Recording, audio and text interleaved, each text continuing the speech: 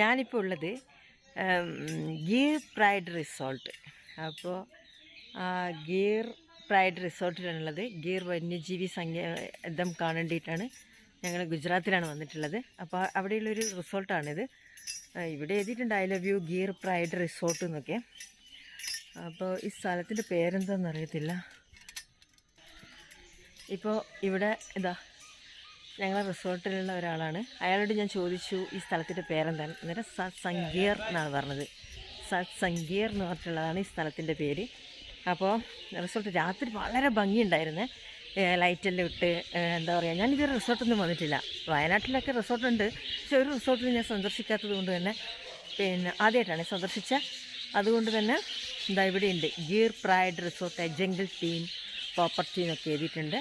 പിന്നെ fun food adventure എന്നെല്ലാം എഴുതിയിട്ടുണ്ട്. പിന്നെ 2 നായ്ക്കളെല്ലാം ഉണ്ട് ഇവിടെ. പേര് ലിയോ, ഒന്നിൻ്റെ പേര് മോർഫി എന്നൊക്കെയാണ്. ഒരുപാട് പക്ഷികളൊക്കെ ഉണ്ട്. ഞാനിപ്പോൾ സംസാരിക്കുമ്പോൾ പക്ഷികളുടെ ശബ്ദമൊക്കെ കേൾക്കുന്നില്ലേ? ഓക്കെ.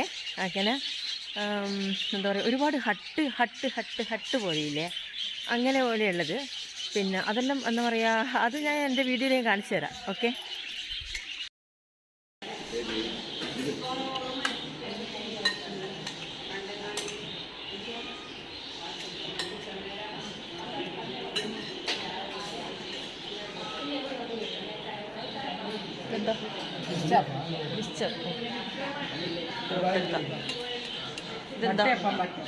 ഇതെന്താ ബൂന്തിയ?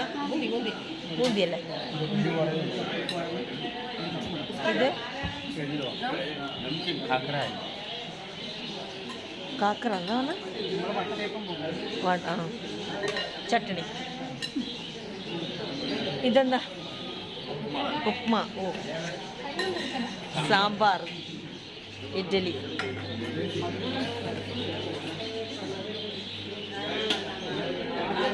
ചായ.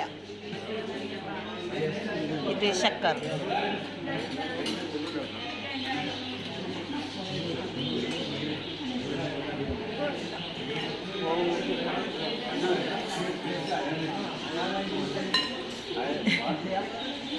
നോമ്പുണ്ടാക്കുമ്പോ നീ എല്ലാം അതിലെടുത്താ?